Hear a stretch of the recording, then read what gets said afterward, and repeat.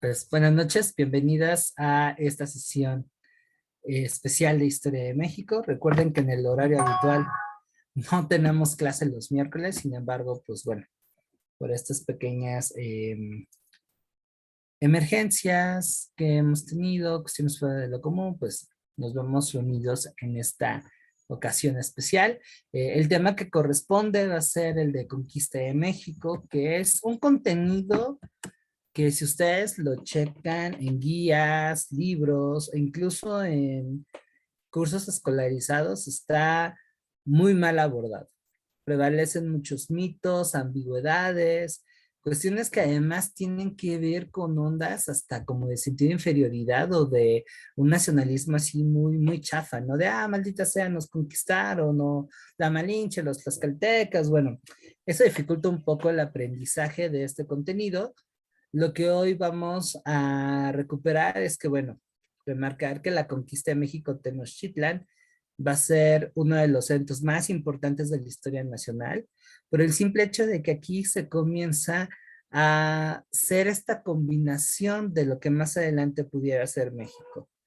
El elemento originario, ¿no? Que es lo que se rescata en los aztecas, los mayas y bueno, esas cuestiones que a veces hasta los medios se hacen muy famosos, pues es solo una parte.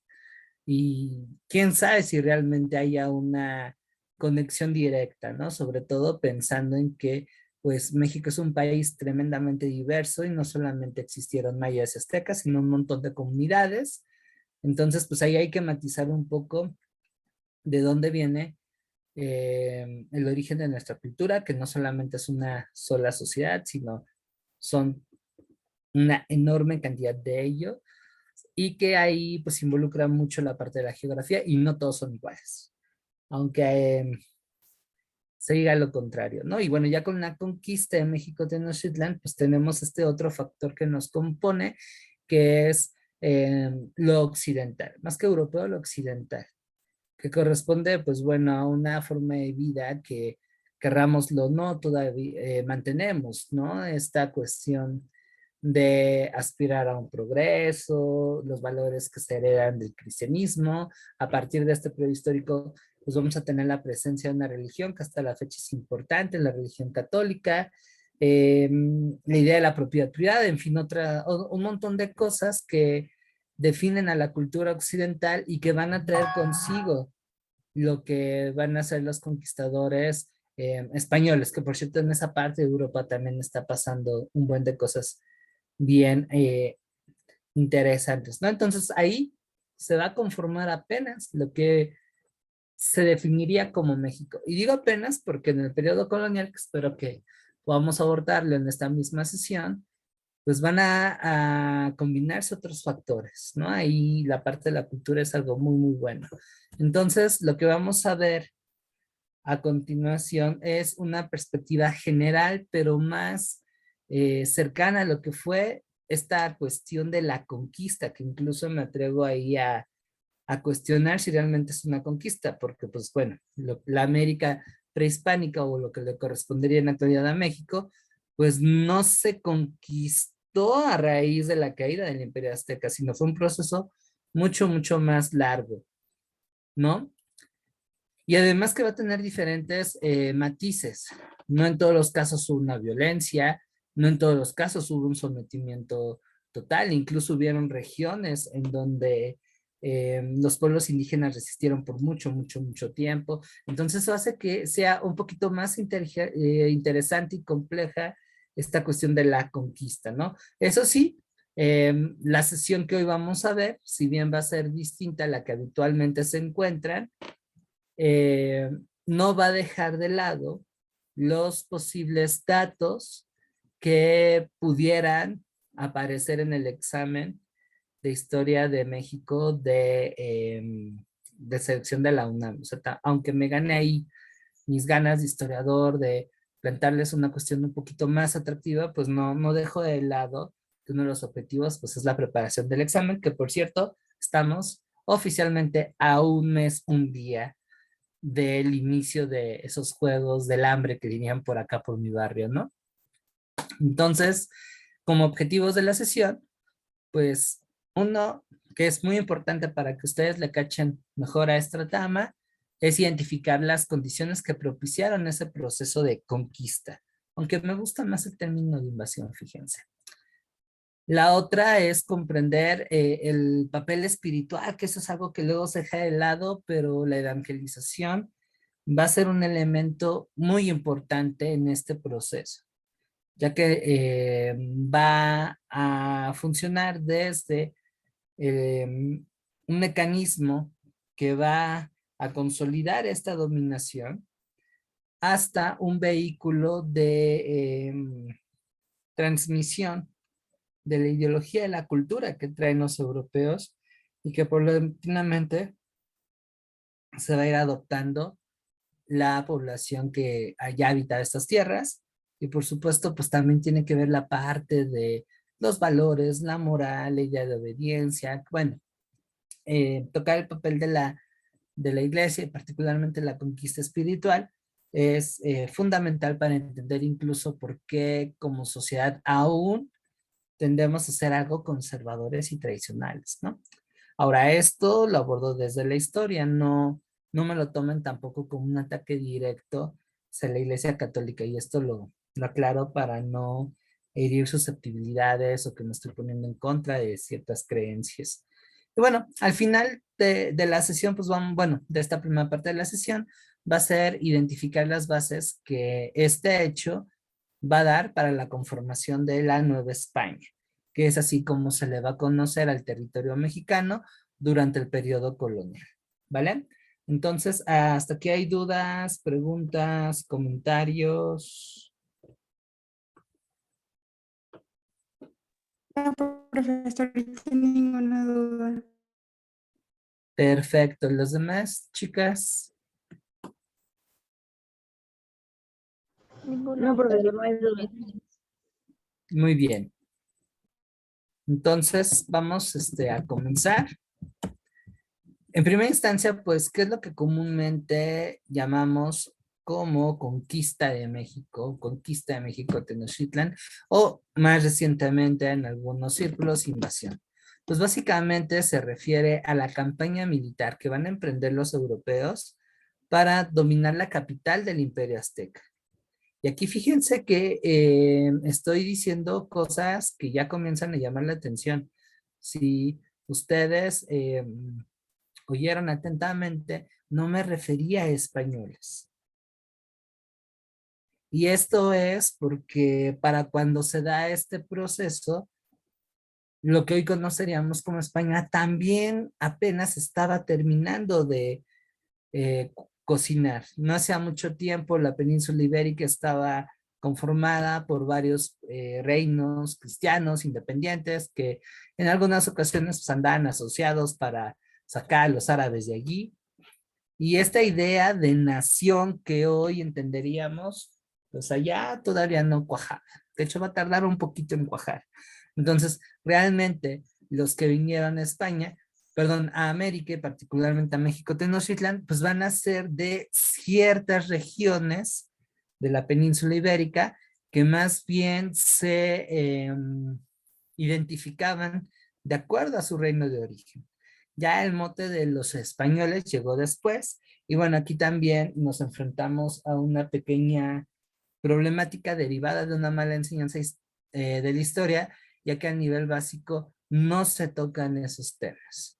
De punto y porrazo te dicen que ya existía España, que ya existía México, y entonces, bueno, eso lleva a una distorsión de cómo pasaron las cosas, ¿no? Entonces, bueno, yo ahí trato de zafarme de algunos de estos eh, vicios o errores de enseñanza y que también, pues tristemente, se reproducen de mil y un modos, ¿no? Y por supuesto que tanto otros cursos como las guías, pues no son excepción. Así que bien, cuando hablamos de conquista de México Tenochtitlan, únicamente nos estamos refiriendo a la campaña que se hace sobre lo que también llamaríamos malamente Imperio Azteca, que si ustedes checan y ven la sesión anterior, que por cierto está en YouTube, ya habíamos visualizado que realmente no era un imperio, sino era una especie como de alianza entre ciudades poderosas que tenían por fin someter a otras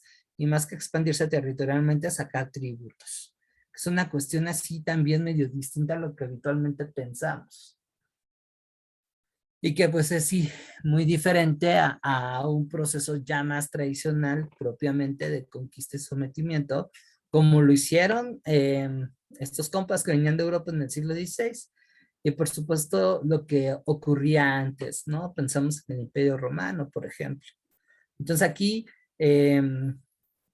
sucedía otro tipo de dominación, otro tipo de relaciones de poder.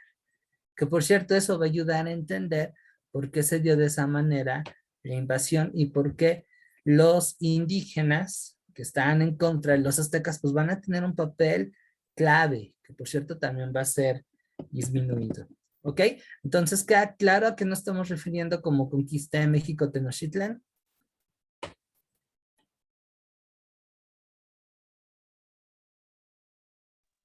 Sí, Sí, Muy tengo bien. una duda. Adelante, adelante, adelante. Bueno, ¿cómo dijo, cómo definió el imperio? ¿Como No, una alianza de qué? sí, más bien que era como una confederación entre ciudades que eran muy poderosas y que pretendían dominar a las demás a través de tributos sobre todo y de pues una que otra exigencia de personas para ser sacrificadas. Ok, gracias. De nada, pero pues mayoritariamente incluso seguían teniendo a sus propias autoridades, siempre y cuando aceptaran, digamos, estas relaciones de poder. No era como, les digo, sucedía con Roma, ¿no? Que sí había una dominación directa o lo que vimos con el imperialismo, ¿no? Del siglo XIX, donde los europeos, pues sí ponían que a gobernadores, virreyes y demás, o bueno, lo que después se fue dando en el periodo colonial, ¿no? En donde sí, lo que hoy es México, pues quedó integradísimo al imperio español. ¿Sale? Caris.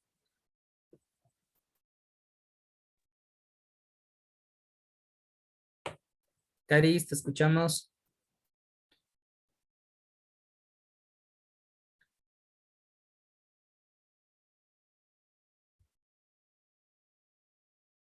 Caris, no te vemos.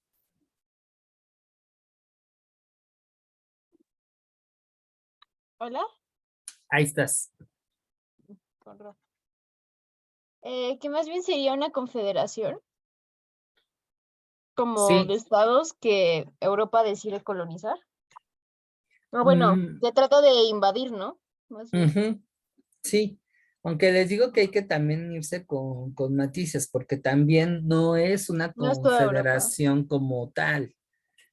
Es algo rarito, que apenas se está entendiendo, porque desafortunadamente durante mucho tiempo el México prehispánico se explicaba en términos de más bien cómo sucedían las cosas en Europa, de tal manera que, por ejemplo, aquí la organización política se definía a partir de reinos. Y pues la verdad es que era algo un tanto diferente, o sea, sí había una jerarquía, pero no era la misma que si tienes un rey y de pronto hay todo el séquito y demás, ¿no? Como lo vemos incluso en cuestiones como Game of Thrones, El Señor de los Anillos, estas cosas, ¿no? Es algo extraño que apenas se está entendiendo, pero desafortunadamente esas interpretaciones un tanto ajenas a lo que pasó, pues apenas se están entendiendo, ¿no? Ahí invito a que fuéramos un poquito más allá de lo que en su momento aprendimos, sobre todo en la educación básica, porque se siguen esos criterios, ¿no? Pero bueno, eso ya sería un poquito más adelante porque ahorita se nos viene atravesando el examen de admisión y pues todavía tenemos que hacer esas referencias que, insisto, ya quedaron superadísimas. Profe, ¿Va? Sí, tengo una duda. Es venga. que no escuché bien de que estaba diciendo que no era España como tal la que Ujú. conquistó, sino dijo otra cosa, pero es que ya no escuché.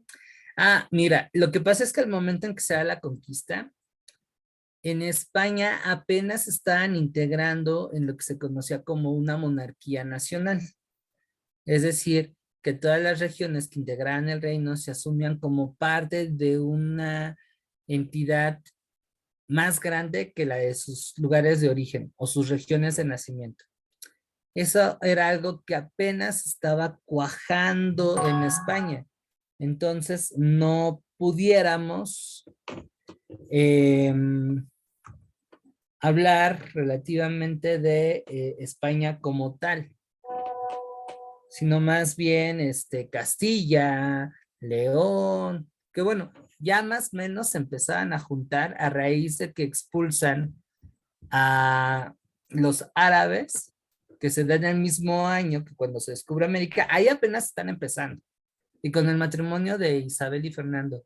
Después va a haber un avance en esta integración de lo que hoy sería España con con el gobierno de Carlos V, que aparece también en Los Chocolates, y su hijo Felipe I. Pero aún así, digamos, hacia abajo, todavía no había esta conciencia de lo que era España. Les digo, ese mote llegó después, y en primaria, secundaria y bachillerato se sigue explicando de esa manera. España como tal comienza a ya estar definida como una monarquía o un estado-nación a partir del siglo XVII. Y eso con ciertos bemoles, porque vemos que hasta la fecha hay regiones en España que tampoco se integraron de lleno y siguen manteniendo su propio idioma, ciertas costumbres muy particulares que el resto de España no posee. Ahí tienen el caso, por ejemplo, de Cataluña y del País Vasco, regiones que incluso están apelando a una independencia completa de lo que sería el centro, que es Madrid. Hay otras regiones como Andalucía, por ejemplo, que si bien se reconocen como españoles, no han renunciado a ese otro pasado que no es europeo. Me refiero específicamente al legado cultural que dejaron los árabes. Y bueno, es entendible, estuvieron ahí 800 años. Es una relación larga. O por ejemplo en Galicia, que es una región española que culturalmente está más orientada hacia Portugal, ¿no? Entonces, esto es importante porque si nosotros leemos las biografías de estos conquistadores, Pedro de Alvarado, Hernán Cortés, Bernal Díaz del Castillo, pues van a percatarse que vienen de regiones específicas de lo que hoy es España, y se explica porque no cualquiera podía tener el permiso o de buenas a primeras venirse para acá. Había todo un proceso burocrático y era un privilegio o concesión que no era para todos, solo para determinadas regiones. Entonces, bueno, por esos motivos, para el siglo XVI no podríamos hablar realmente de españoles, ¿no? Sin embargo, bueno, aquí ustedes sean un poquito más abiertas, piénsenle y sepan que el material que ahorita está disponible, pues todavía no está actualizado.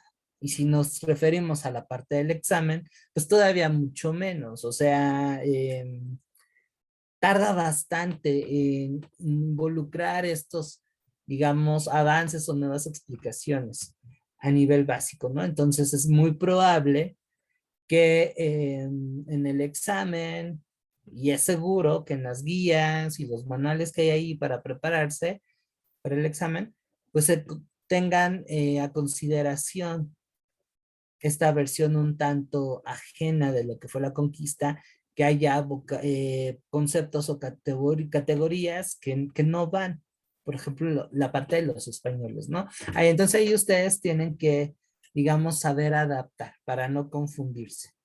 ¿Ok? Y bueno, eso es clásico, no solamente de la historia, sino en general de las ciencias sociales. ¿Dudas, preguntas? Espero aquí no haber enredos innecesarios. Y si no, avísenme, por favor, para yo también no subirle a la intensidad. Todo bien, profe, gracias. Vale. Bueno, entonces andábamos con la idea de que si esto sí realmente es conquista, y pues vamos a ver que no fue así. Vamos a ir desgajando esto. Para empezar, cuando hablamos de conquista, estábamos hablando de un aspecto total, completo, ¿no? Por ejemplo, el Imperio Romano sí conquistó diversas regiones porque no solamente involucró una ocupación territorial, sino que en la medida de lo posible hubo una integración cultural. Y aunque lo que hoy es México, pues sí, se absorbieron varias cosas que venían del viejo mundo, no hubo un exterminio o una supresión total de la cultura originaria, a tal grado que, bueno, más o menos seguimos teniendo elementos y algo de la esencia de aquella época, ¿no?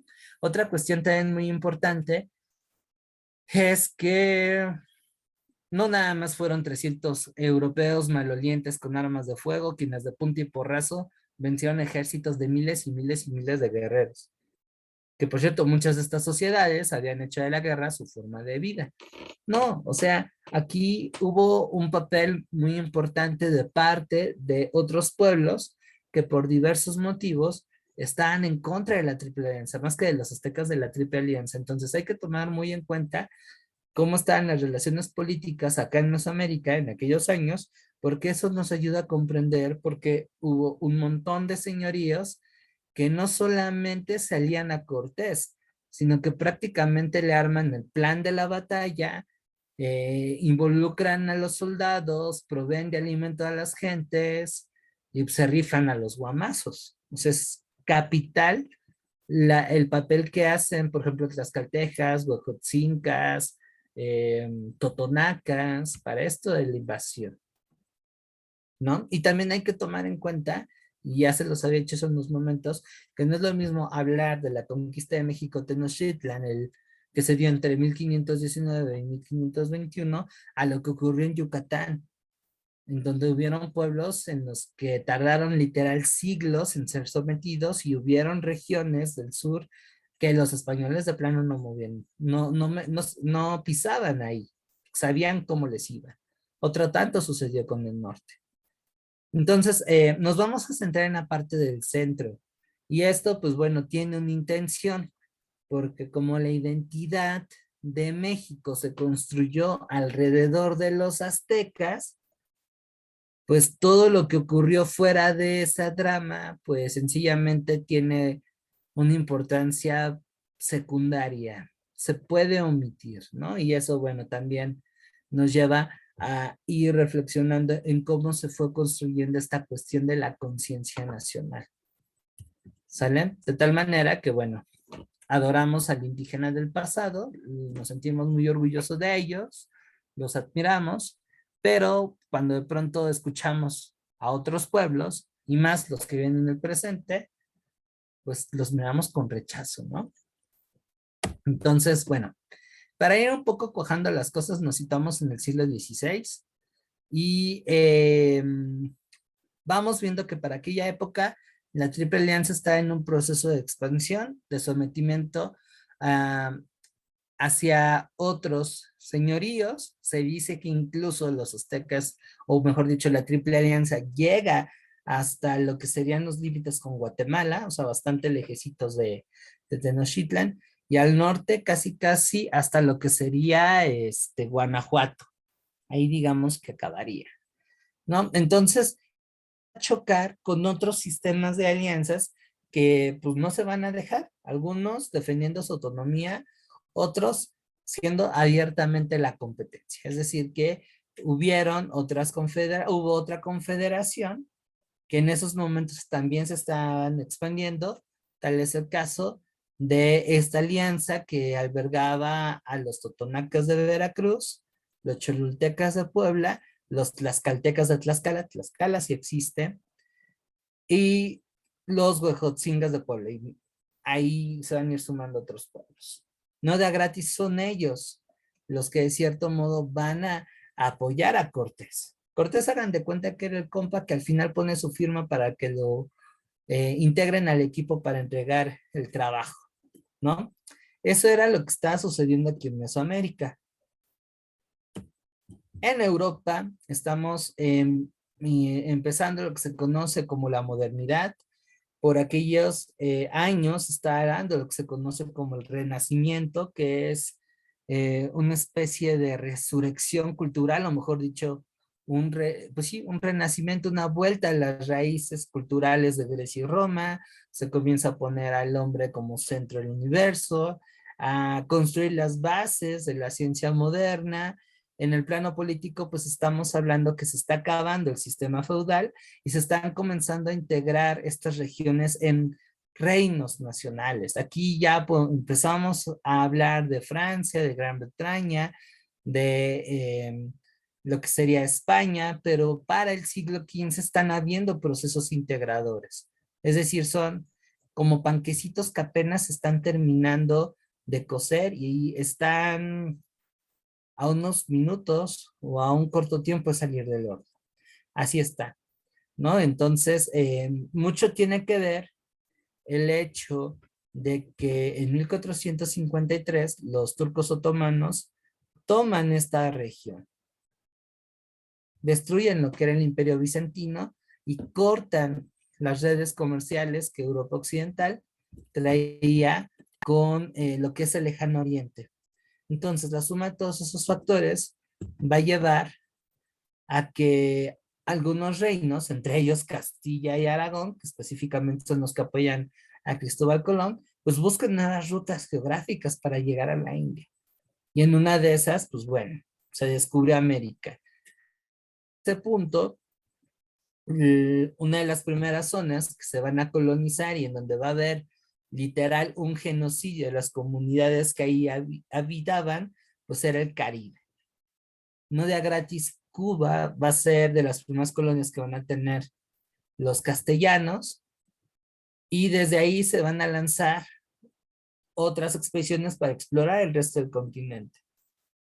Se buscaba oro, entre otros materiales, porque eso era lo que en aquellos años significaba riqueza. Entonces, entre más metales preciosos uno acumulaba, más ricos, ¿no? Aquí también estamos viendo la semillita de el inicio de un proceso económico muy importante, que no es otro que el nacimiento del capitalismo como modo de producción. Aquí apenas está en pañales, ¿no? Entonces, la conquista de América y específicamente de México, pues va a impulsar mucho ese desarrollo porque con esos recursos minerales va a haber una mayor agilidad en cuanto al comercio.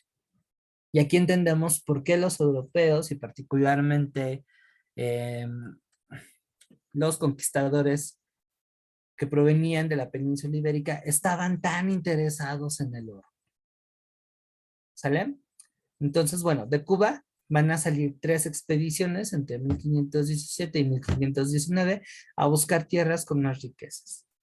Y las 3 llegaron a lo que hoy es Yucatán, lo que se va a diferenciar de las primeras 2 que estaban capitaneadas por Francisco Hernández de Córdoba y Juan de Grijalva respecto a la de Cortés, es que Francisco y Juan nada más venían a ver qué era, ¿no? Nada más venían a explorar, a sondear terreno.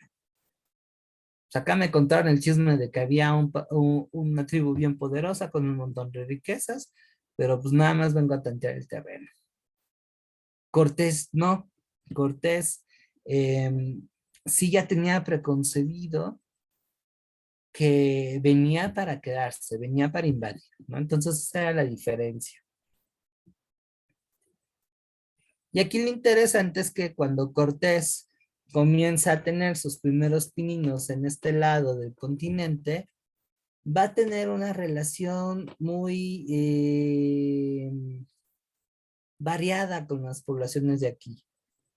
Por ejemplo, en Yucatán, como que no se van a meter. Ah, llegó este güey, aguas, ¿no? Se ve rarito, pero hasta ahí.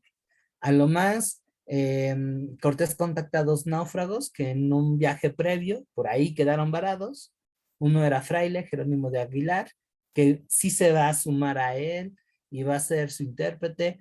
Otro que es Gonzalo Guerrero, que por cierto tiene una historia muy padre, lo manda a la fregada porque a Gonzalo le gustó vivir como maya a tal grado de que se casó con una hija de un cacique y es el papá del mestizaje.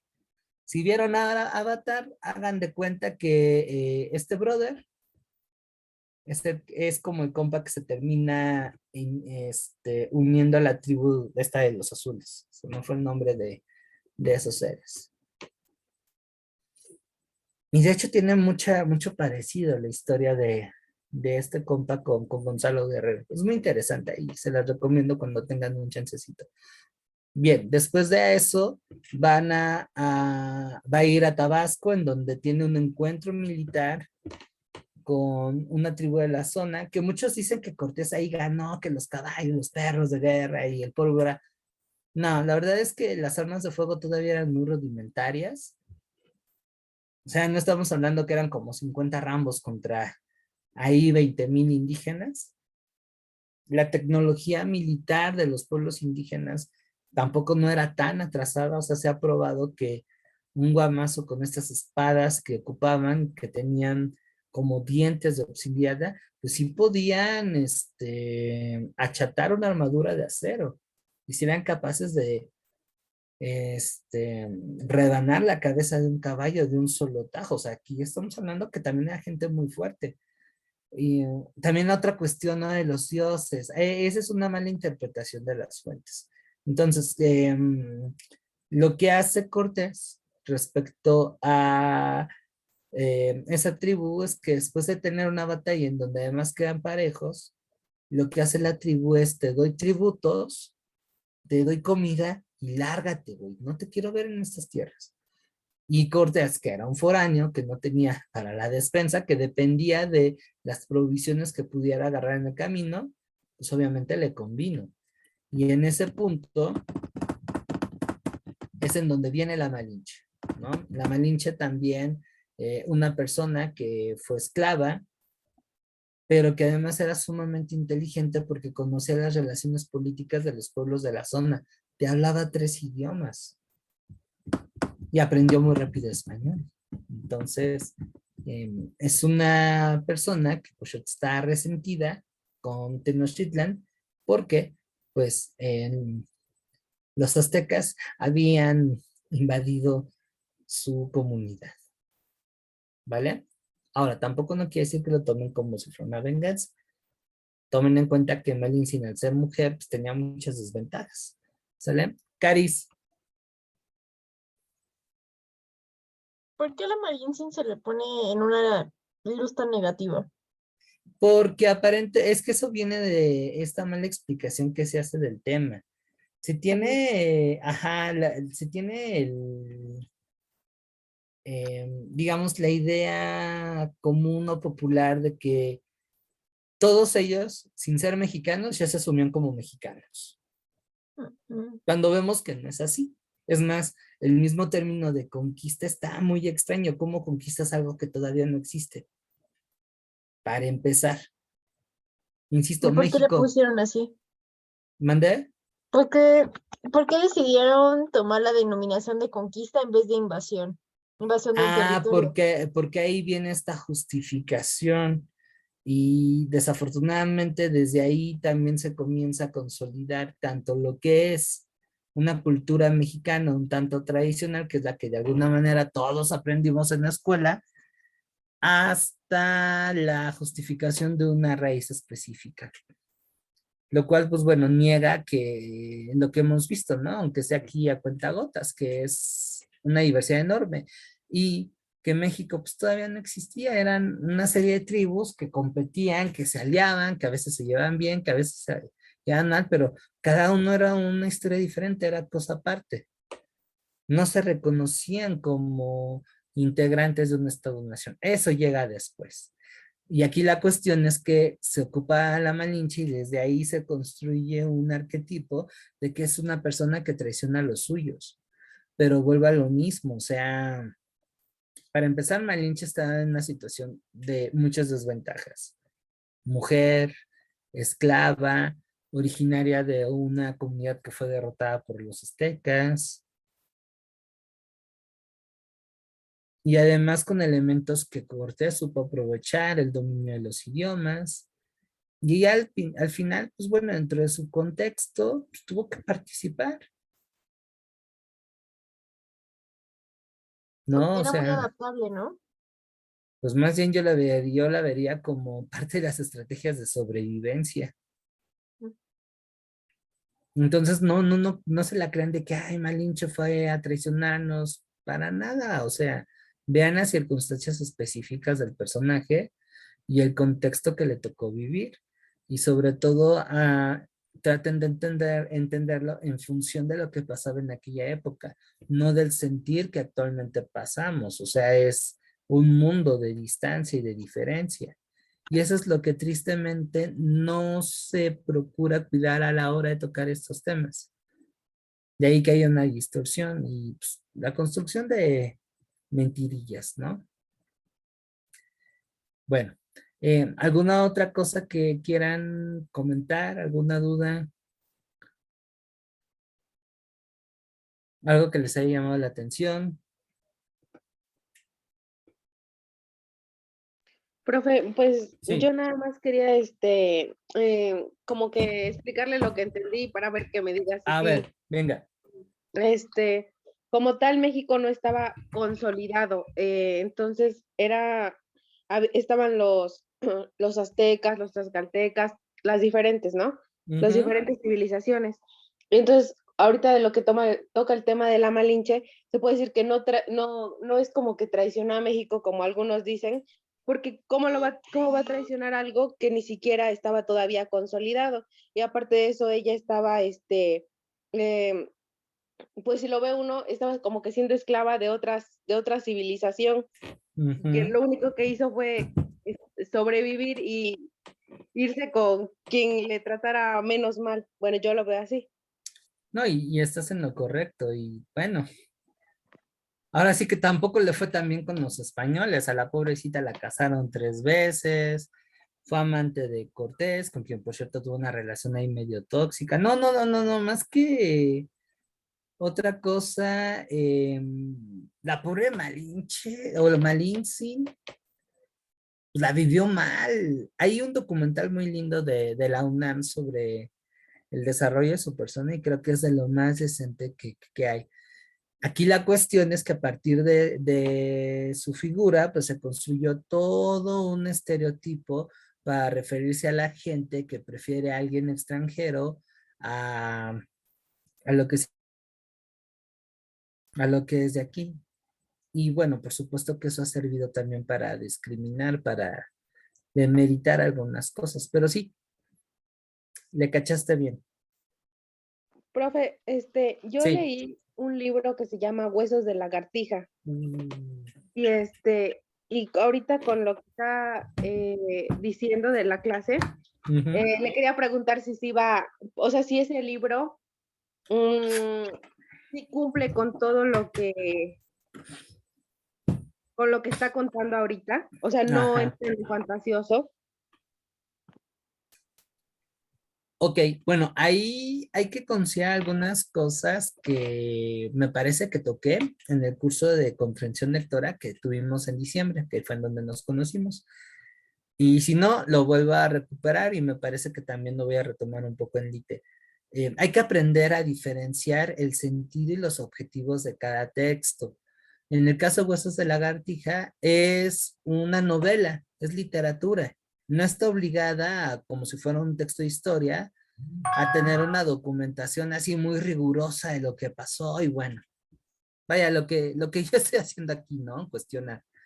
Em, es un libro muy bonito de literatura porque te narra la experiencia de la conquista desde la perspectiva de un niño, ¿no? Y todas las broncas que tiene. A mí me gusta muchísimo.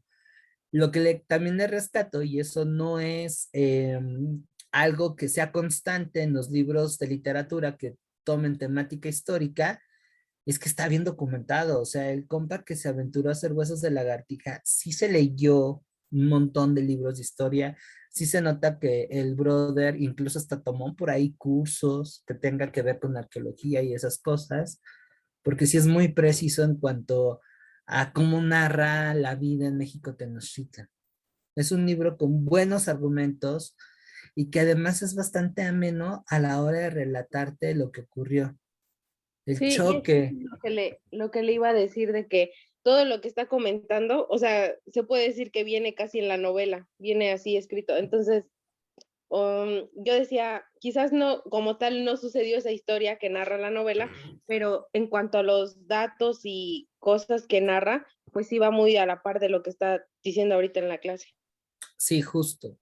Y les puedo apostar que incluso Huesos de Lagartija, a mi parecer, tiene más valía que varios libros de historia académicos que andan ahí intentando explicar la conquista, o incluso hasta series de televisión, ¿eh? No sé, el último que vi en cuanto a series sobre el tema es una sobre Cortés, que en su momento creo que llegó a producir la TV Azteca, no me acuerdo. El cuadro de actores está muy interesante, pero ya la temática era lo mismo de siempre, este relato de la conquista, que no sé ustedes cómo la perciban, pero llega hasta generar cierto sentimiento como de inferioridad, como de rechazo a lo extranjero, y diría por ahí un amigo psicólogo, ¿no? Heridas emocionales abiertas, que como mexicanos, pues juegan por ahí un papel ambivalente, ¿no? Como de admiración por una parte a lo extranjero. Es que si los españoles, México no fuera una nación civilizada, como muchos llegan a pensar incluso en la actualidad, pero a la par te viene esta parte de, malditos, nos conquistaron, si no hubieran venido sería el paraíso, ¿no? O sea, dos extremos que no nos ayudan mucho, ni para entender lo que pasó, ni para comprendernos a nosotros en la actualidad. Y Huesos de Lagartija no. O sea, Huesos de Lagartija trata de no meterse en ese tipo de prejuicios o juicios de valor. Es un libro disfrutable y lo más maravilloso de esa obra es que es para niños. O sea, imagínense que a un chamaco le puedas explicar y contar todo este rollo de una manera tan dinámica. Y bien, o sea, sin cargarles ahí prejuicios o poner a la historia como buenos y malos. Me parece que ahí también Huesos de Lagartija tiene mucho cuidado. Por lo menos esa es la impresión que me llega a dar, porque hay otras obras en donde sí te quedas parece como si Patti Chapoy hubiera escrito esto, ¿no? O sea, mentando madres, ya sea a los europeos o a los aztecas.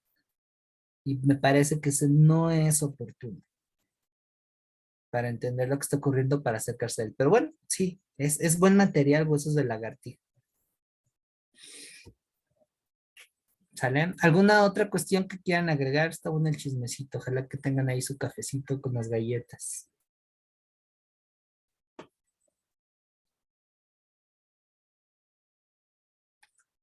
¿No? Bueno, entonces quedamos que entre 1519 y 1520 llegan estos cuates, que por cierto, esas de los presagios que también andan diciendo es puro cuento chino.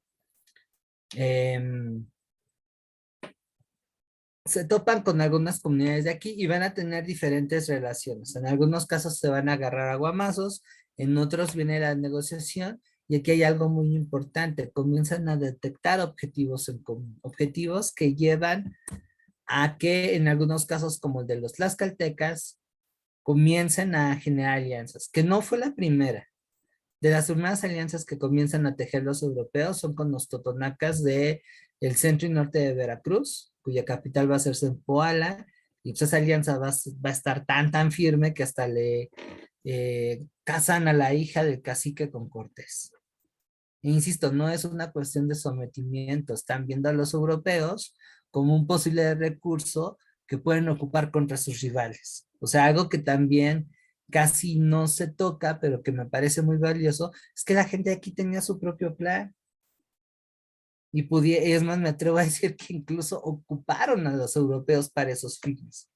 No, ellos fueron herramientas de los españoles. O sea, Cortés no los mangoneó. Los otros también pensaban, vieron, estos brothers ya vi qué intenciones tienen, están medio raritos, pero si van a joderse a mi enemigo, eso me hace, si no su amigo, sí por lo menos su socio. En el caso de los tlaxcaltecas, pues primero va a haber un debate: ¿qué onda? ¿Jalamos o no jalamos con este güey? Va a haber un sector de ese señorío que se va a enfrentar a Cortés. Y pasa algo bien interesante, y de hecho más o menos así va a ser la dinámica de cómo Cortés construye varias de sus alianzas. Primero se agarra a madrazos, y ya cuando llegan a un estatus como de paridad o de equilibrio, entonces ahora sí vamos a negociar, pero negociamos entre iguales. ¿Qué traes tú? Yo te puedo poner esto, mira, trazamos este plan, perdón, y así nos vamos a fregar a los aztecas. Esa es básicamente la manera en cómo muchos de los aliados de Cortés van a construir esa relación con los europeos. Y a medida que la Triple Alianza va perdiendo poder, o va teniendo problemas internos, porque vamos a ver que por ahí de manera transversal hay una guerra civil en Texcoco que va a ser fundamental para la conquista, pues eso ocasiona que algunos aliados de los aztecas, ya cuando ven que la cosa se cambia para el otro lado, van a jalar con los españoles y los van a apoyar. Y eso va a ser importantísimo porque sin ese respaldo, difícilmente los españoles hubiesen llegado a Tenochtitlan. Entonces, estos pueblos enemigos de la Triple Alianza les van a poner todo. Y a tal grado que inclusive ellos son los que van a diseñar las estrategias, no tanto Cortés, ¿eh? Ese es otro mito. Y aquí pues es claro, ¿no? Demeritamos a los originarios porque eso justifica que yo paulatinamente pueda integrarlos, pueda quitarles sus tierras, puede inclusive no darles ese reconocimiento, que es lo que está pasando ahora. Recuerden que la historia, desafortunadamente, pues también tiene entre sus funciones legitimar y consolidar un orden, un sistema. Y si nosotros hemos aprendido este tipo de temas sin reconocer el papel, por ejemplo, de las comunidades indígenas o no darles una pertinente explicación, pues es para que en la conciencia colectiva generemos un rechazo o un distanciamiento hacia esas comunidades. Y eso pues se presta que en el presente se lleven a cabo proyectos, por ejemplo, como el del Tren Maya o pues estos procesos de discriminación y marginación que han afectado a los pueblos indígenas por un montón de tiempo.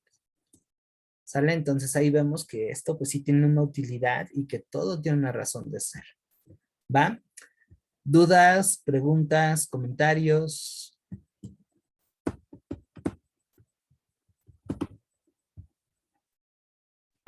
No, profe, todo bien. Bueno, pues entonces ahora que estamos viendo lo que están haciendo los rivales de Tenochtitlan, pero ¿qué hacen ellos? Pues Moctezuma, contra todo lo que se piensa, no fue un emperador cobarde. Medio supersticioso y tal vez dubitativo sí, pero cobarde nunca. Entonces, él lo que hace es, ok, esto es algo nuevo, vamos a estudiarlos, vamos a pues ver, tratar de entender qué onda con estos güeyes, ¿no? Y mientras, pues vamos a traerlos a la ciudad. De tal manera que el plan era que la misma ciudad fuera una especie de trampa y aquí los exterminarían. Mientras tanto, pues una parte del ejército azteca va a ir a Veracruz a atacar las bases de los españoles, que por cierto, el ayuntamiento de Veracruz va a ser el primer asentamiento europeo en América, y esa a veces es pregunta de examen. ¿Sale? ¿Cuál fue el primer asentamiento europeo, o bueno, y español en tierra firme? Es Veracruz. Veracruz se funda en 1520, ¿vale? Luego llegan a ver ese tipo de preguntas medio raritas en el examen, por eso hay que ser pues, muy cuidadosos, ¿no? Entonces, ¿qué hacen los aztecas ante este problema? Pues los sondean, los estudian, mientras los van atrayendo a la ciudad. Al mismo tiempo mandan guerreros a Veracruz para destrozar las bases y también ocupan a la diplomacia, mandan embajadores a Guerrero, a Hidalgo, con los huastecos, ahí lo que es Veracruz, San Luis Potosí y Querétaro, a los otomíes, pues para hacer alianzas contra ellos, ¿no? O sea, insisto, estos compas, pues no están pasivos. Aquí el problema y lo que más está pesando es la parte política, porque no solamente los aztecas tenían como rivales a los tlaxcaltecas y a estos pueblos que estaban en el oriente de Mesoamérica, por lo menos hay otros dos que comenzaban en esta época a disputarle la superioridad a México Tenochtitlan. Tenemos a los tarascos o purépechas en Michoacán y parte de Jalisco, que por cierto esos pueblos nunca fueron conquistados por los aztecas, y al norte los huastecos. Entonces eran dos comunidades bien poderosas que digamos eran neutras ante los conflictos que se dan en el centro del país, pero que no van a dar su brazo a torcer y van a estar esperando un momento de debilidad de la Triple Alianza. Esto está un poquito más divertido que lo que usualmente se presta. ¿Vale? Entonces vemos que aquí no andan picándose los ojos, buscan, pero aquí la estrategia no le funcionó al emperador azteca, ya que sí permite que Cortés y sus aliados lleguen a la ciudad, pero esto genera tensión. Como que no hay una adaptación. Para esto la cosa se pone más complicada porque de Cuba el gobernador Diego Velázquez se dio cuenta que Cortés lo engañó y manda un ejército comandado por Pánfilo de Narváez a detener a Cortés. Cortés ante esta amenaza jala con parte de sus tropas y lo intercepta en lo que hoy sería Hidalgo. Ahí tiene una batalla con ese señor. Mientras tanto, deja a Pedro de Alvarado. A Pedro de Alvarado se le va la mano, confunde una fiesta con un intento de levantamiento de parte de los aztecas, arma una matazón que para qué les cuento, y eso rompe esa tensa paz. Lo que va a suceder es que van a acercar a los europeos aliados en el pueblo, va a haber un bloqueo para que no entren a la ciudad las tropas aliadas de Cortés que están afuera, y la idea es asfixiarlos. La situación está muy difícil. Cortés accede a la ciudad, pero porque los aztecas se lo permitieron. La idea ahí es matar a Cortés adentro de la ciudad junto con sus otros hombres, y está en una situación desesperada, y es cuando sube al techo a Moctezuma, que por cierto para ese entonces ya estaba prisionero de los españoles, y aquí también hay una confusión. Muchos dicen que Moctezuma intentaba tranquilizar a los pobladores de Tenochtitlan para que no agarren a los europeos, pero resulta todo lo contrario, que él estaba motivando a la gente a que continuaran atacando, pese a que eso llevaría a que él sufriera heridas. No es que la gente la pedraba por cobarde, es que más bien a pesar de que él estaba ahí, lo seguían atacando. Y ya cuando Cortés se dio cuenta que Moctezuma no pudiera representarle alguna utilidad, lo termina rematando.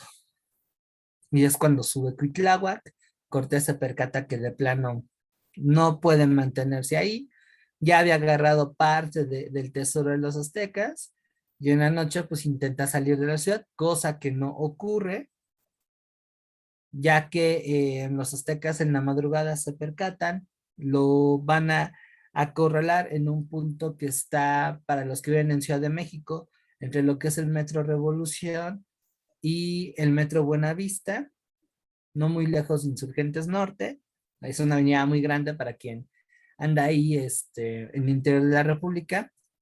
Pues en ese cuadrante se da la famosa batalla de la Noche Triste, en la que casi derrotan por completo a los invasores, alcanzan a huir de puro milagro al sumarse a los esfuerzos, a los refuerzos que están fuera de la ciudad, pues pueden llegar a Tlaxcala, incluso en una batalla derrotan a los aztecas porque les matan al comandante en Otumba.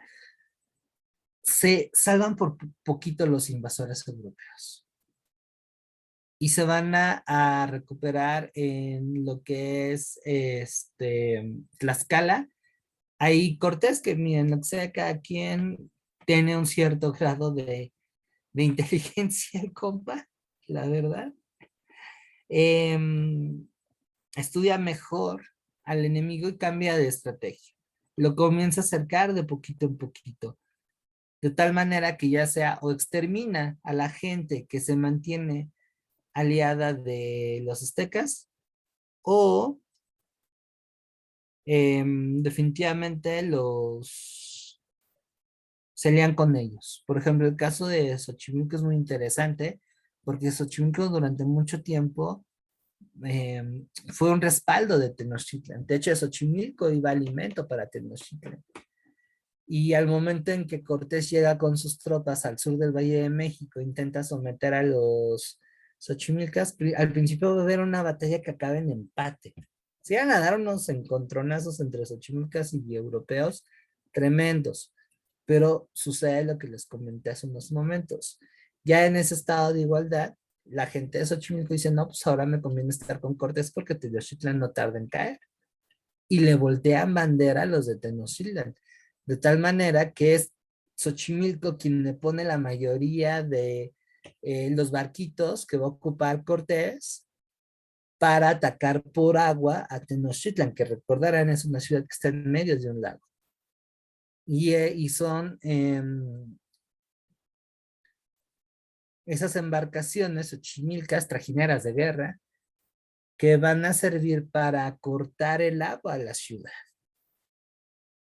Y bueno, si hablamos de los alimentos, pues la Tenochtitlan pasa hambre.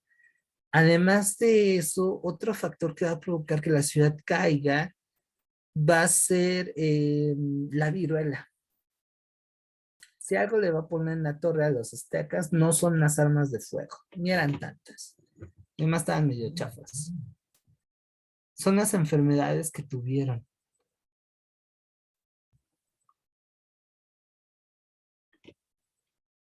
Y eso va a minimizar la defensa de la ciudad. La va a debilitar mucho. Que por cierto, aquí quiero señalar que las mujeres de Tenochtitlan van a tener un papel muy importante en la defensa y van a ser las últimas en caer y defenderse. De hecho, no van a ser vencidas. Las pobres van a ser exterminadas, pero porque no se van a rendir, ¿eh? Y ese es otro aspecto que también se omite al momento de tocar temas de historia. ¿Qué onda con las mujeres? ¿Qué onda con los niños? Y en este caso, las mujeres, como va a suceder en otros momentos de la historia de México, y me atrevo a decir que incluso en la historia nacional, pues van a tener un papel sumamente importante. No solamente como proveedoras de alimentos, como asistentes de salud, o sea, que estén cuidando a los heridos, no solo incluso también en la parte de lo sexual, que eso hay que señalarlo, sino también como guerreras. O sea, de alguna manera, las mujeres, si no se iban a los guamazos, sí eran importantes auxiliares para construir, destruir, arreglar. O sea, la guerra también se viste de vestido, ¿no? Así que bueno, a pesar de todo esto, pese a todo esto, pues nomás no se puede. Y el 13 de agosto de 1521 acaba lo que sería la conquista de México Tenochtitlan. Y obviamente esto va a dar paso a la existencia del México colonial. ¿Tienen alguna duda al respecto?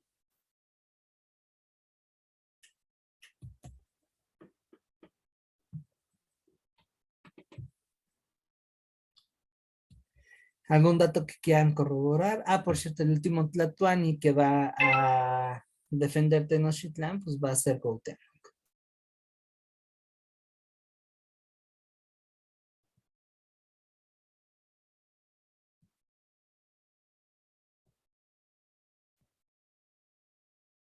Profesor, Sí, ¿qué quiere decir Tlatoani?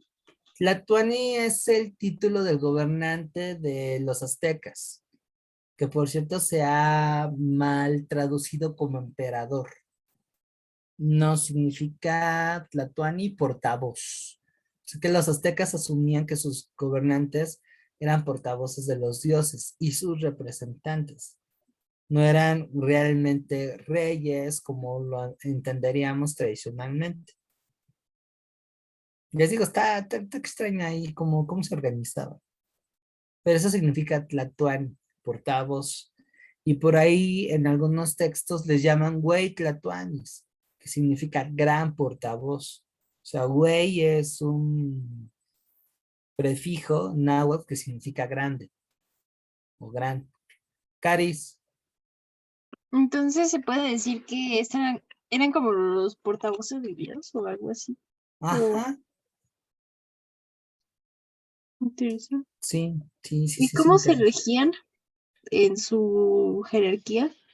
Pues mira, desde que se fundó la ciudad de Tenochtitlan hubo una familia gobernante, pero ahí no estoy seguro porque no siempre fue por descendencia, sino más bien me parece que era una cuestión de mérito. De la familia real, a quien pudiera rifársela más para que ocupara el trono de Huitlatoani, a ese lo ponían.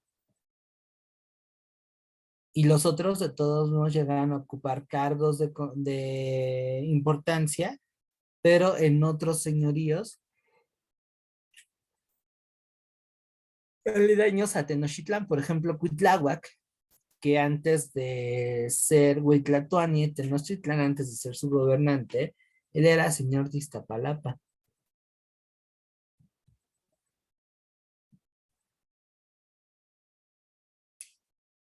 Y de hecho era un gobierno dual, porque había otro compa que no estoy seguro si era un igual o estaba por debajo de él, que representaba la parte femenina. Ojo, es hombre, no quiere decir mujer. Y no era transvesti. Pero simbólicamente representaba la contraparte de lo femenino. Y el título era Cihuacóatl, es decir, mujer serpiente. No, sí, es un desbarajuste. Eh, es algo muy padre, pero que si vamos más allá de lo tradicional, apenas se está entendiendo. Así es. Pero en fin, ¿alguna otra duda, pregunta, comentario?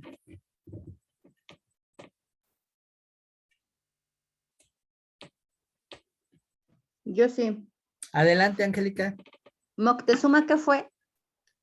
Huitlatoani. Bueno, Tlatoani de Tenochtitlan. Ok.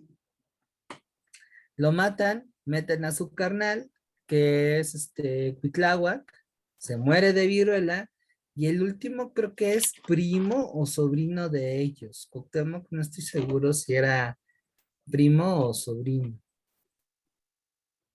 Dijo que Cuitláhuac fue hermano de Moctezuma. Ajá, y fue el segundo, fue a quien le va a Ok. suceder en el gobierno de Tenochtitlan, y el último además.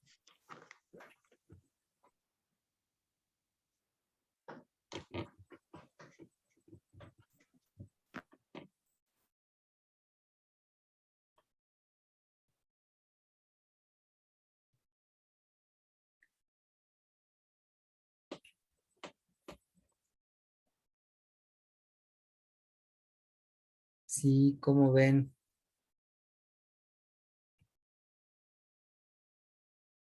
Era primo de Moctezuma.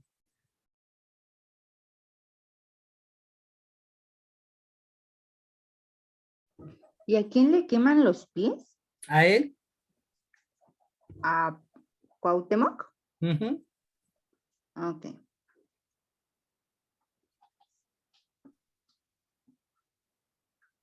Así es.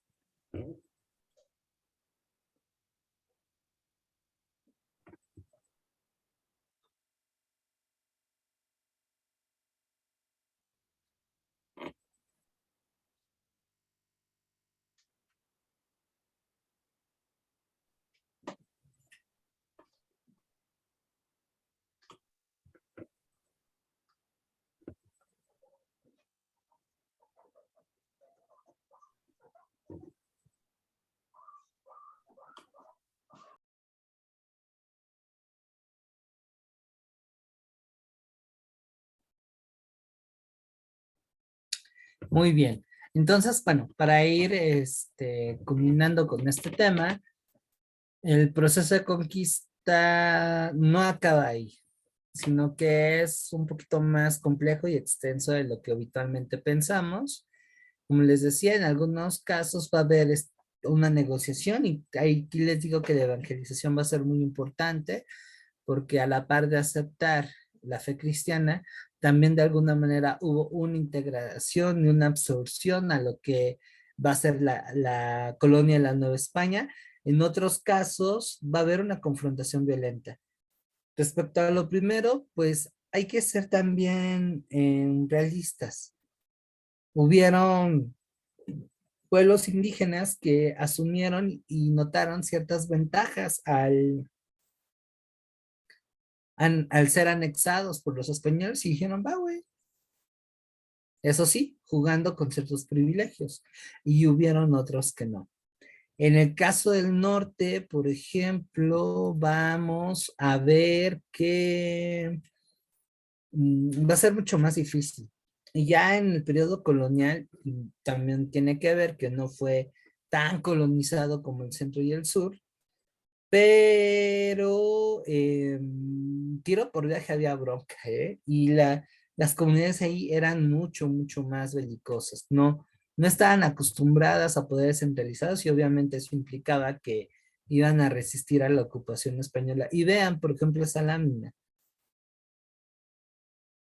Ya para el siglo XVII la cosa no estaba pues muy tranquila. En varios lados habían rebeliones.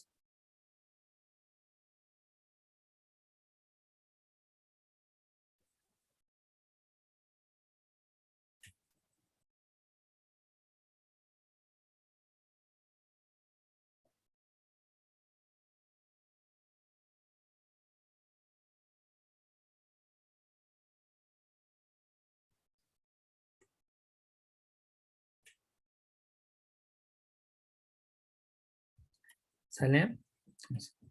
Y esto nos lleva a la conquista espiritual. ¿Dudas, preguntas, comentarios?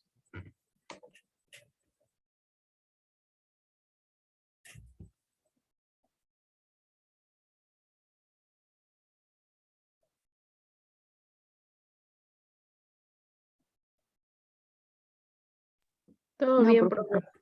¿Todo bien? Bueno, entonces vamos con la conquista espiritual que pudiera definirse como el proceso de cristianización de la población indígena del siglo XVI. Y esto es tan importante como la invasión militar.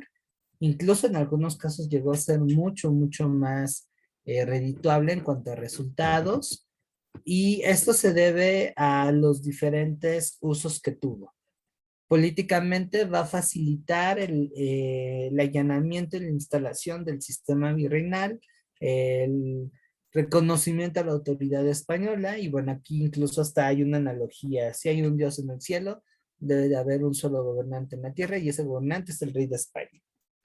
En otros casos va a ser pues un elemento económico, ¿no? O sea, si tenemos más católicos, esto implica más diezmos, más ofrendas, más lana.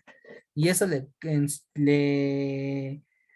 vino bien a la iglesia porque por esas fechas un tal Martín Lutero en Alemania, pues había mandado a la goma al Papa, y en aquella época hubieron em, otros cuates que hicieron lo mismo. A eso se llamó la Reforma Protestante, y entonces pues, la Iglesia Católica perdió poder en Europa. Pero se compensó un poco con lo que se venía haciendo aquí en América, ¿no? También esto implicaba que gracias al catolicismo hubo una transmisión de valores y principios de los europeos, lo que implicó un dominio cultural. Y la evangelización también va a ser un factor ideológico. el, em, los españoles se asumían como el país más católico, y entonces ellos se veían como parte de este plan divino. O sea, se asumían como un, un reino que le ayudaba a Dios en este plan, y entonces eran medio apocalípticos porque decían que la segunda venida de Cristo no estaba lejos y el hecho de descubrir un continente, de tener un montón de almas a las cuales regalarles la palabra de Dios, pues era un signo del fin de los tiempos. Históricamente no están muy lejanos a la Edad Media, ¿no? Entonces vemos también aquí que esta transición Edad Media a modernidad pues tampoco va a ser rápida. Y también no lo veamos desde una sola línea. El catolicismo para varias comunidades va a ser parte de un medio de resistencia. Y eso se ve hasta la fecha. Nótese que no es lo mismo como en poblados, sobre todo rurales, se practica la fe católica, incluso en entidades urbanas. No nos veamos tan lejos lo que está lo que recién acaba de pasar en Iztapalapa con la representación de Vía Crucis. Eso es muy popular y eso no es tan institucional, que después se adoptó por presión, bueno, eso ya es aparte, y también motivos económicos. Pero eso es muy de la gente y ahí vienen elementos de resistencia de estos grupos que están abajo, que son subalternos. Otro elemento en donde se ve esta resistencia y esta apropiación es en la Virgen de Guadalupe, que sí, tal vez sea un invento de parte de los españoles para evangelizar. Tal vez, no lo sé. Pero eso no quita que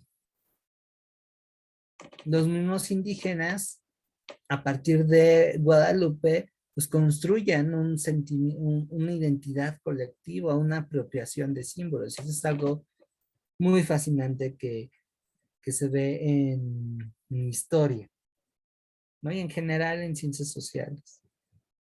Entonces no es tampoco esta cuestión de, ay, los están engañando. Ellos también ceden, también digamos que abandonan parcialmente sus viejas costumbres para adaptarse. Lo que viene de arriba, pues lo voy a reformular como un mecanismo o modo de sobrevivir. Y otra vez, ahí por ejemplo, la música y el arte pues tienen bastante que ver. ¿Va?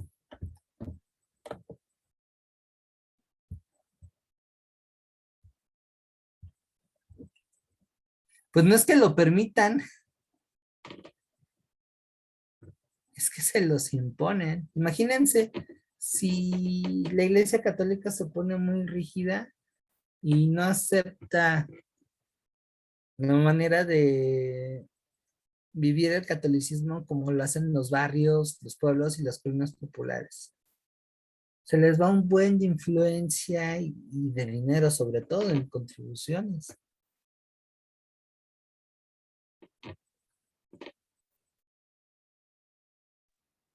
Profesor, Sí. recuerdo que en la primaria me llegaron a decir que pues todavía seguían adorando a sus dioses en secreto y que por eso seguían siendo castigados. Y no, y ese es otro temazo, porque hubieron comunidades que hicieron una mezcla. Y en la actualidad se mantiene, hay con los huijaricas que se conocen también como huicholes, hay prácticas religiosas en donde mezclan elementos católicos con cuestiones de su religión originaria. En Yucatán también, Chiapas también. Si uno le rasca, encuentra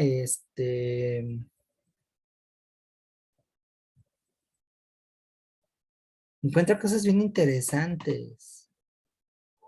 Y lo vemos incluso en entidades urbanas. No sé si aquí haya gente que ya sea que en el interior de la República o acá en Ciudad de México, sea cercana a cómo se hacen las festividades de los santos patronos de esos lugares. Van a notar que todavía llegan a permitir cuestiones que dices, no, son no es católico.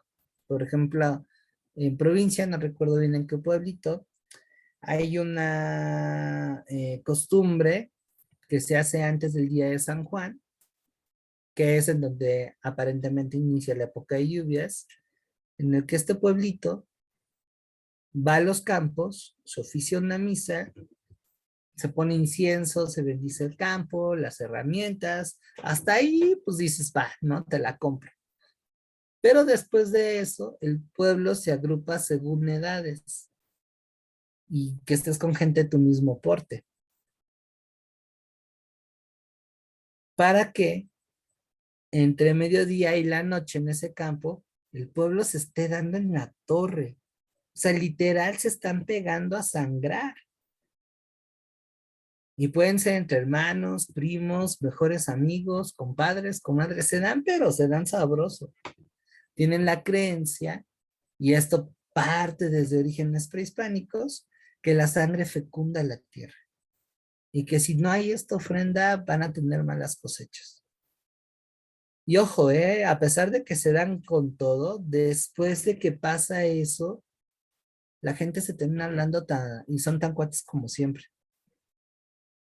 Entonces, eso conecta un poco con lo que en algún momento en aquella comunidad se practicó en la época de México prehispánico. Y así les puedo contar un chorro de ejemplos, ¿no? Entonces, otra vez, si algo es atractivo, y reconozco que también un poquito desafiante con la historia, es que se pretende conectar el pasado con el presente. Y también con una interpretación, digamos, múltiple de lo que ocurre, no solamente verlo como a veces nos llegan a enseñar de forma muy plana, como si fuera gente muerta, ¿no? Gente de, sí, 1521, pasó esto ya, ¿no? O sea, hay algo. Y de ese algo, varias cuestiones se mantienen figurando lo que hoy somos, lo que hoy vemos.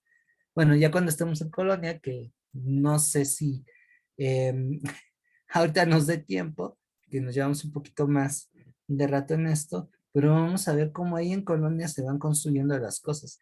Y si bien sí fue un periodo muy desigual, en donde los españoles, shalala, shalala, shalala, pues vemos que también fue una época en donde se fueron dando cosas bien interesantes culturalmente hablando.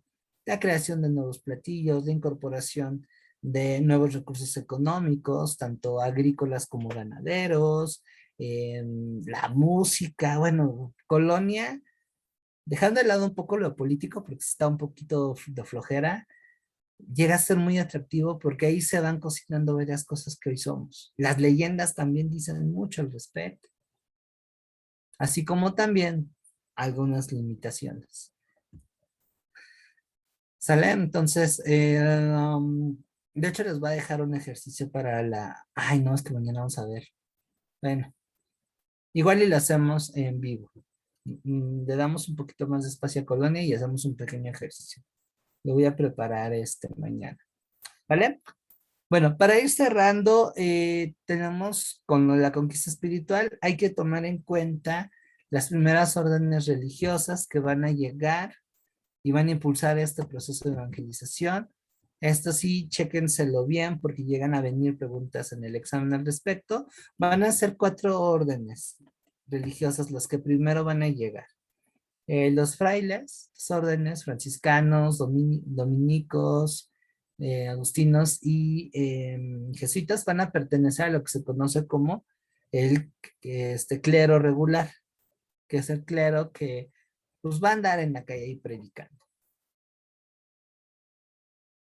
El clero secular son los curas de parroquia que vemos de manera común, ¿no? Entonces, en este caso, la primera orden que va a llegar a la Nueva España van a ser los franciscanos. Estos van a ser muy importantes porque su forma de evangelizar es a partir del aprendizaje de la cultura y costumbres de los nativos, así como su lengua.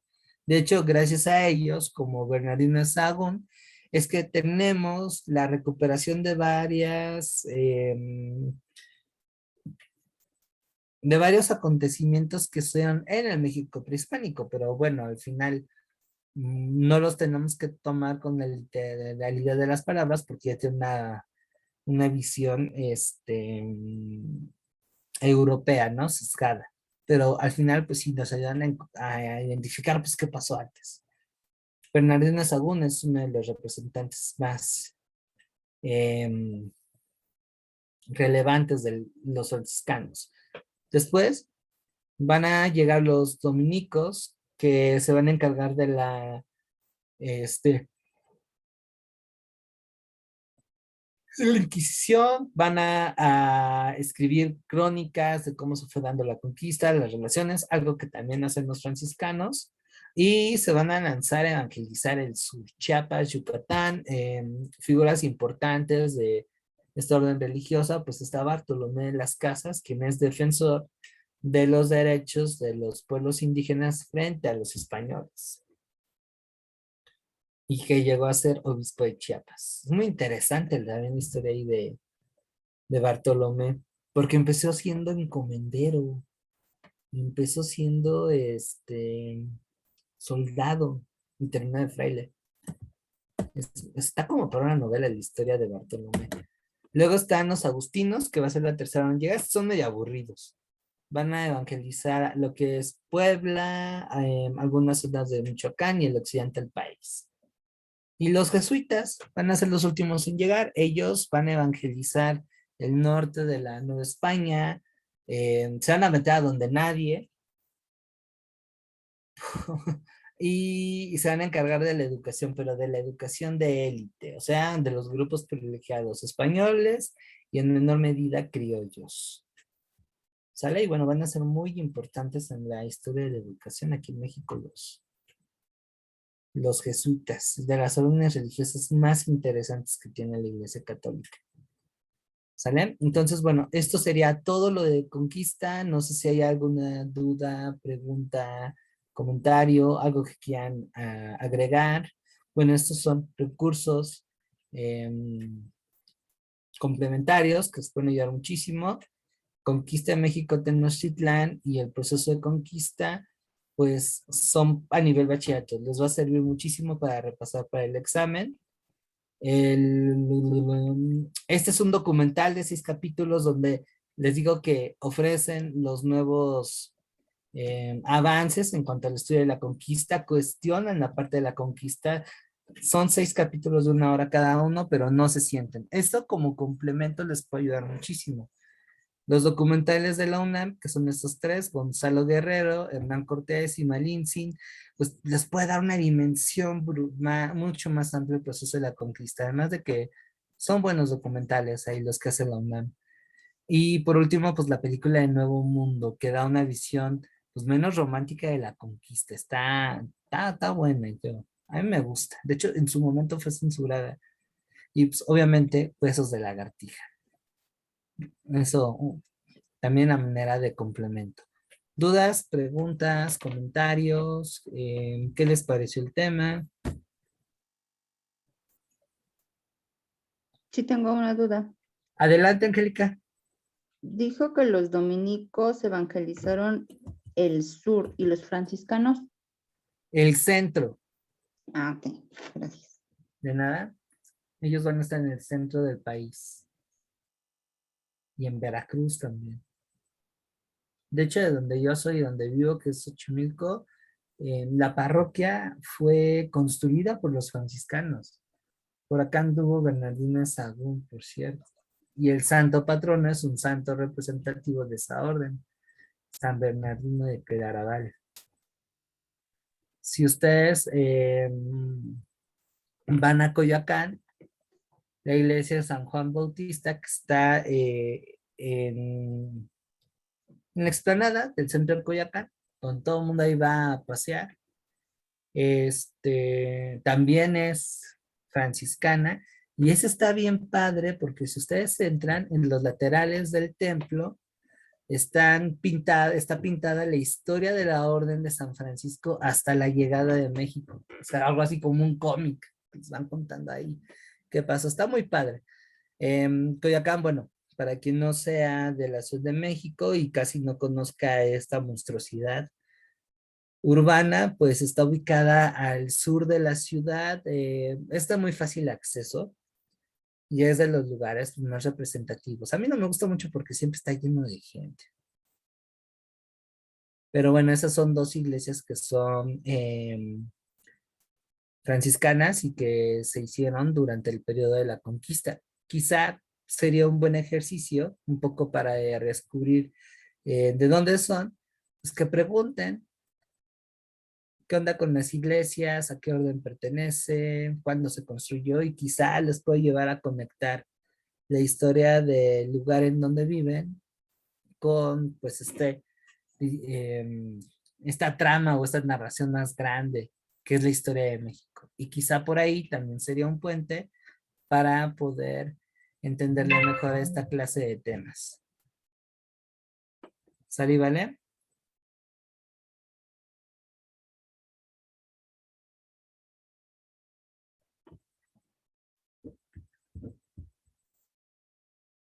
¿Dudas, preguntas, comentarios?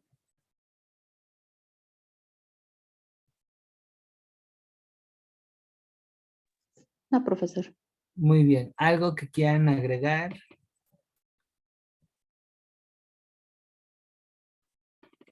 ¿Cómo se sintieron? Fer, ¿qué tal? ¿Cómo te sentiste con la explicación?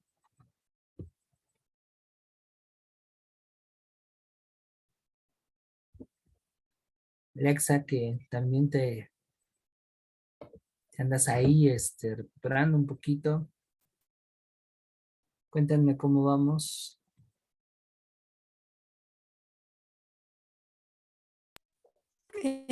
Hola, profe, buenas Hola, noches. hola, Todo buenas bien, profe, noches. todo y como es algo que es muy general, bueno, que ya había también incluso hasta mi escuela de música, porque estos temas son muy generales, incluso hasta en la Ujú. música, incluso. Entonces, pues ya lo tengo bien entendido esa parte. Tal vez quizás más adelante surjan Perfecto. dudas. Ok, muy bien. Ahora, en cuanto a que, ¿cuáles serían los recursos más efectivos para estudiar? Ahora sí que en la primera línea, las primeras opciones, está el manual de historia que les compartí, que está en la carpeta de material de estudio, y la historia mínima de México. Yo creo que esos pueden ser base, en conjunto con lo que lo que vean en sus libros de texto, que bueno, hay aguas, porque les digo, no están muy actualizados.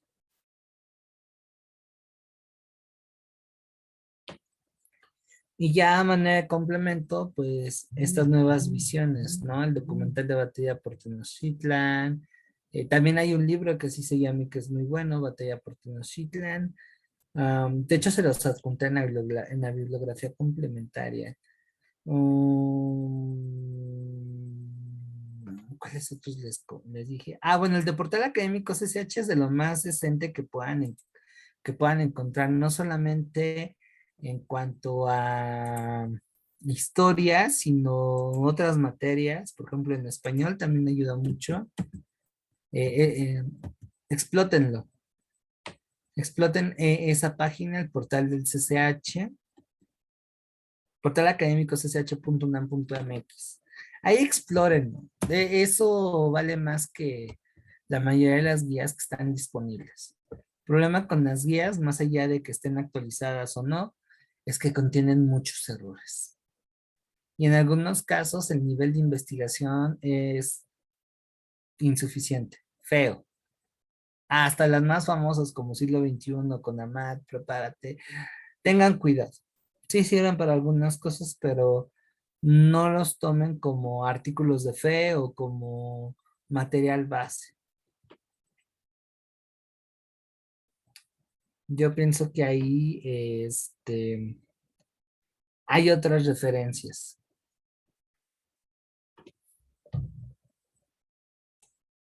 Sale, tengan cuidado en checar las fuentes.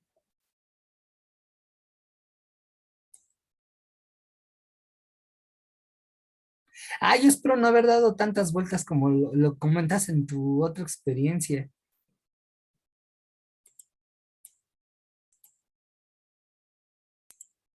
Perfecto, también como herramienta complementaria, sin que se casen con ella, pero no estaría mal que se avienten una línea del tiempo.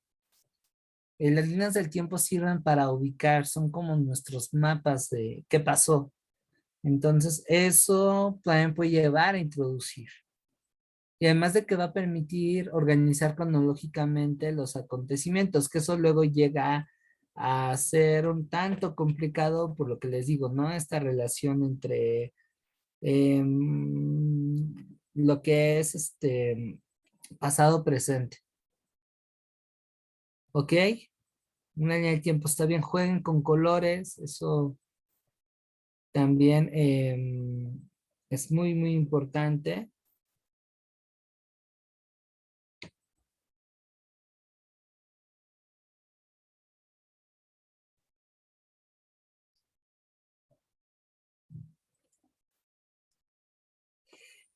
Y ya está. Va, pues bueno, nos comimos bastante tiempecito, pero espero que haya sido de su provecho. Si mañana no tenemos problemas,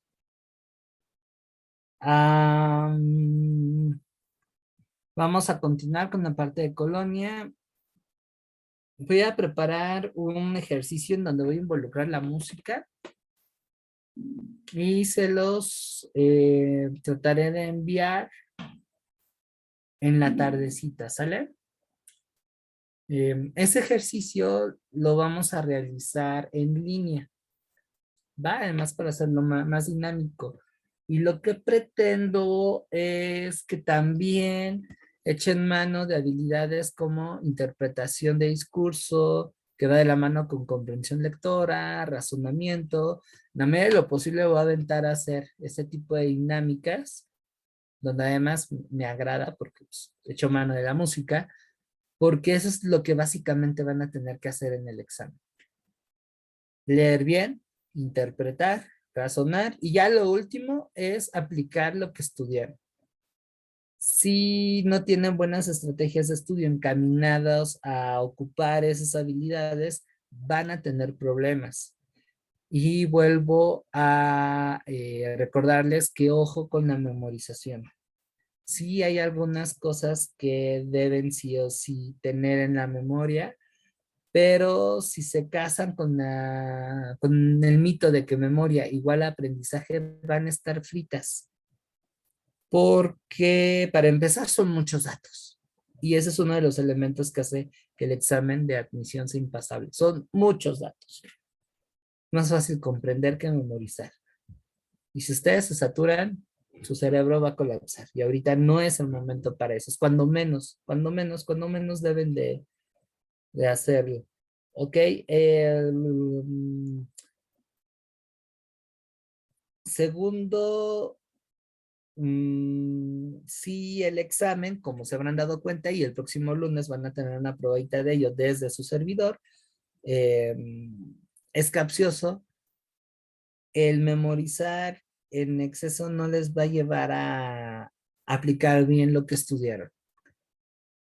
Y menos si no tiene buena comprensión lectora. Así es que eso es lo fundamental. Potencialicen su comprensión lectora. Con eso les puedo asegurar que ya tienen el 40%, tienen 40% más de probabilidades de acreditar el examen. Sin la comprensión lectora, pelas. Y la comprensión lectora junto con el razonamiento y el análisis les puede llevar a un buen manejo de tiempo. ¿Ok? También es muy importante la confianza en sí mismas y la atención.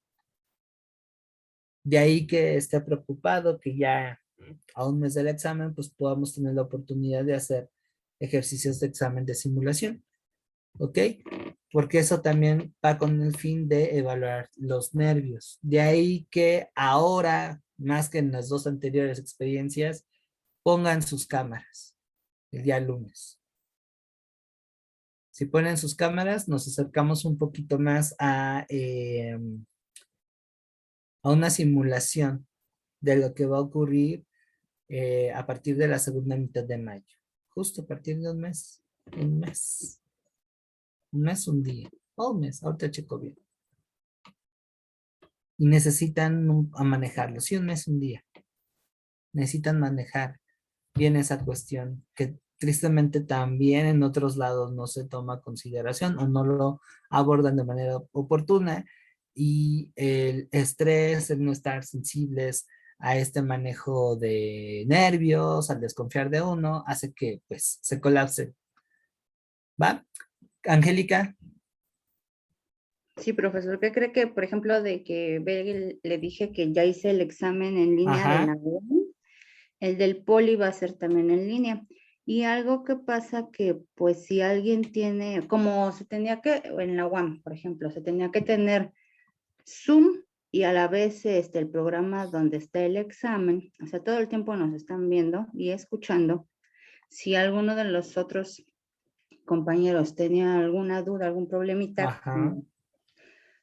el que el monitor le esté dando la atención y, por ejemplo, todo lo estamos escuchando, me distrae mucho de la lectura. Y entonces volví a leer y a leer y a leer la pregunta.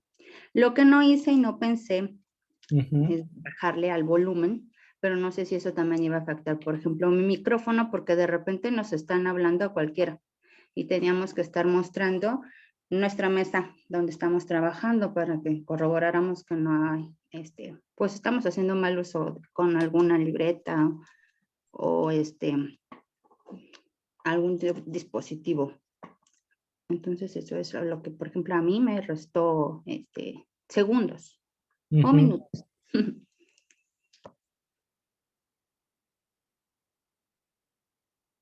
Sí, tienes razón. Sí, tienes muchísima razón y eso es muy importante. De igual manera, yo les invito a que en su agenda de estudio le den un poco más de espacio a la parte de práctica. Ustedes solos,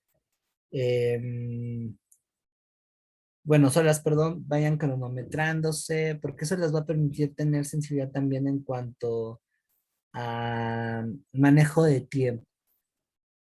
Y van a poder ahí detectar, ok, esto me falló, ¿no? Y lo que yo pretendo con agendar en estas fechas los exámenes de simulación es que todavía tengan un marco para poder corregir problemas, ¿no? Que eso en la planeación de la mayoría de los cursos no se toma. Es más, ya me ha tocado trabajar en escuelas en donde 2 días antes del examen oficial se les hace un examen de simulación. O sea, entre que te dan los resultados y todo, que, ok, te va a servir para saber tu nivel, eso es innegable. Pero ¿qué chance tienes para poder procesar esa información y mejorar? Que para mí esa es la principal valía de un examen de simulación. No nada más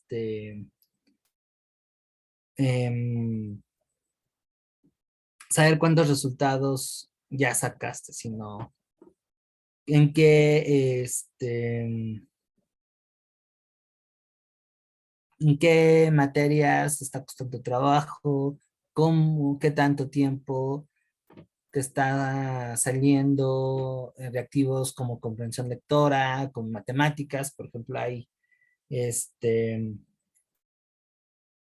hay temas en matemáticas que son un poquito más largos, otro tanto en física, usos horarios en geografía. Entonces ahí es en donde debe de haber una orientación, ¿no? Deben de destacar esos elementos para que ustedes lo incorporen en el estudio en casa. 2 días no se puede, y además tienen que tener un espacio para que puedan asentarlos.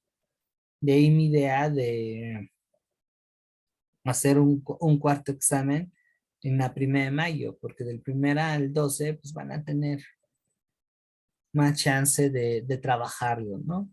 Y bueno, si por ahí les toca, porque me parece que ya dentro de 15 días también les dicen cuándo es el día de su examen, pero si les toca en la 3ª, en la 4ª semana de mayo, porque me parece que la evaluación es hasta la 1 de junio, dependiendo del área, pues obviamente ese es un colchón extra de tiempo para estudiar. Si les tocaban al principio, que usualmente es área 1, pues bueno, ya con lo que se tiene. Área 3 y área 4 los mandan al final, aunque tengo entendido que también meten mucho las carreras de demanda y está medio raro. ¿Sale, vale?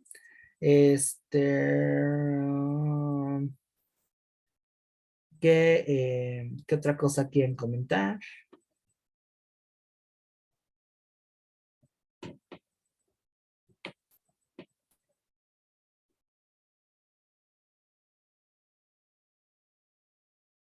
¿No? Pues bueno, ojalá que estos tips les estén funcionando. Fer, en unos momentos te mando el link del material de estudio y del canal de YouTube en donde voy subiendo los videos. Los que ahorita están, porque hay varias listas de reproducción, son los del 2023. Ese es el curso que va en corriente. Y ahí te vas a dar cuenta cuáles son los videos que ya subí, los que ya están. Tienen la disposición de consultar las materias que ya pasamos, que es geografía, historia universal, español. Ahorita vamos, te digo, con el segundo bloque. ¿Ok? Bueno, pues si no hay otra cosa que tocar, les agradezco mucho su atención. Sí, tuvimos una clase sin problemas técnicos, lo cual eso me da bastante gusto. Y nos vemos el día de mañana con Colonia, ¿vale?